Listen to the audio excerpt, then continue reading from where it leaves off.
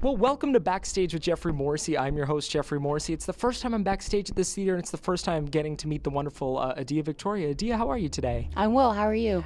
Doing well, thanks. How could you not be excited with a bill like you and the National playing on the same stage? I'm pretty jazzed. It should be a good one. So I'll make this quick, so that way we can get to the music quicker. Okay. So let's see.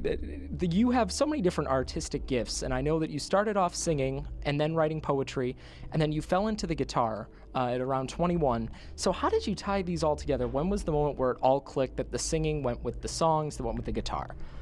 Well, I think it just all happened as soon as I put my hands on my first guitar. I was already writing, and I was learning all of these like Johnny Cash tunes and Carter Family songs, and I love that facet of storytelling to music. So I literally learned chords so I could write my story.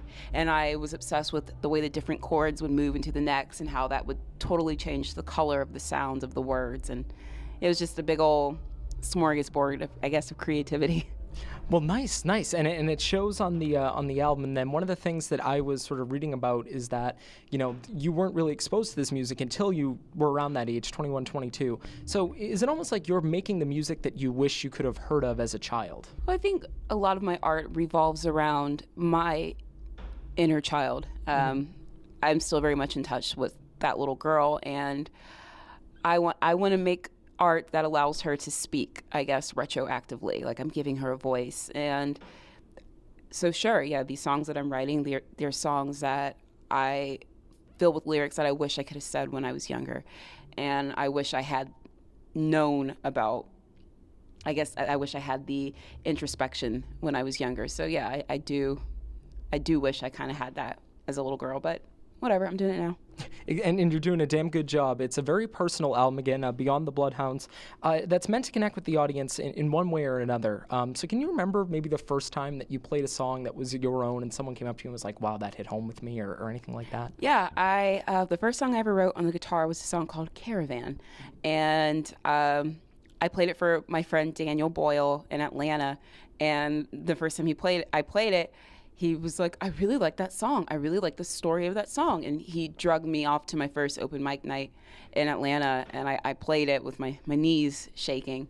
But I just felt like I'd never experienced that kind of connection with someone that I had with the guitar in my hand and singing. Like, it allowed me to connect with people. And I imagine you don't have that same sort of fear or nervousness taking the stage now. I do sometimes. Really? Yeah. And is there any rhyme or reason to that? Is it before a big show? Is it just it comes and goes? Or It comes and goes. I really can't say when I'm going to get a little case of the butterflies, but I welcome it. It means that I'm still vulnerable to the stage. It's still striking somewhere very deep inside of me, the act of performing. So I like to channel that into my performance.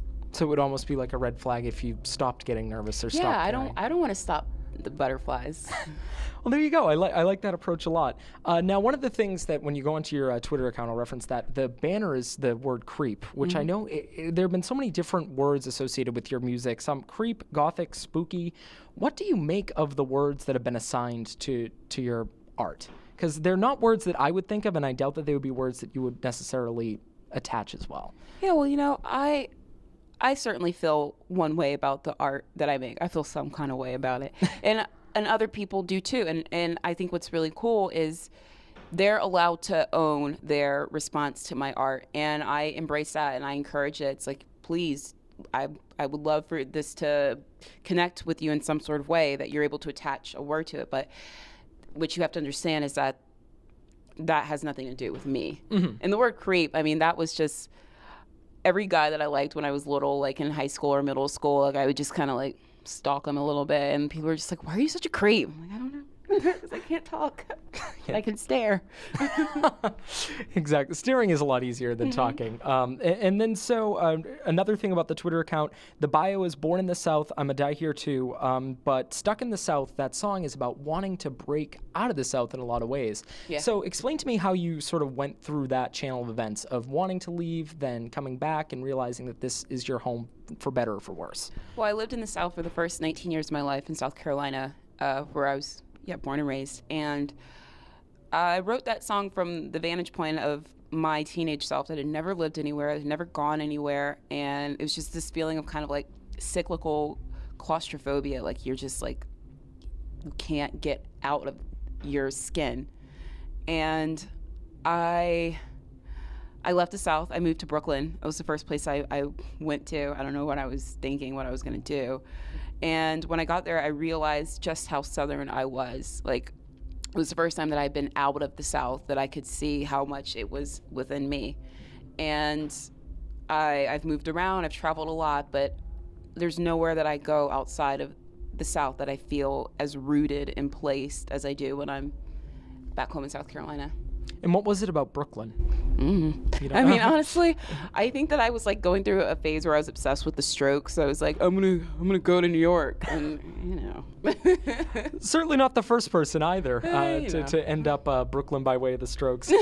So being from the South, and now obviously we're in Boston right now, what would you say is the biggest misconception about the region from people that live around here that, you know, haven't been, but it's just sort of the stereotype or whatever that comes up that's not true? That we're simple people, and I think that Southerners are some of the most complex group of Americans, interesting, layered, troubled.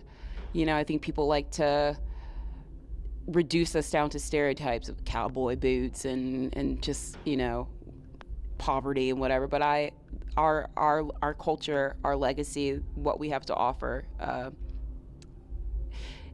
it can't be denied. And we're more. There's more to us than what meets the eye.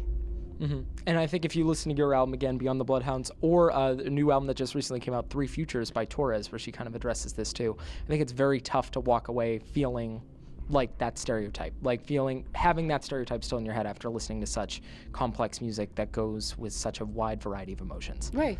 And then so what drew you to the French culture for your How It Feels EP? Because you sort of took 3 main songs, covered them in French, and then wrote your own song in French, correct? Yes. So what drew you to France and that language originally? Originally, it goes back to when I was 9, I saw the movie A Little Princess for the first time, and the main character, she speaks French, and I thought that it was just so cool. Like, oh wow, like you speak this language, and it's just like, I don't know, as a little girl, I was like, this sounds classy, y'all. Like, I want to do that too. And it kind of started this love affair that I have with France and in Paris particularly, and I started traveling there when I was 18, and when I was 24, I got my GED so I could go to college and study French. Mm-hmm. And that's what I did. Well, nice. And then so what do you think that you learned from that record, sort of writing and recording in French, that you would now bring to your next English language record? I think just fearlessness. Mm-hmm. I think becoming differently connected to words. Like, English is easy. Like, I can pop off in English and just run my mouth, but in French, like, I really have to think about the words, the sound of the words, the pronunciation of the words, how they move from my mouth and where they're coming from within me.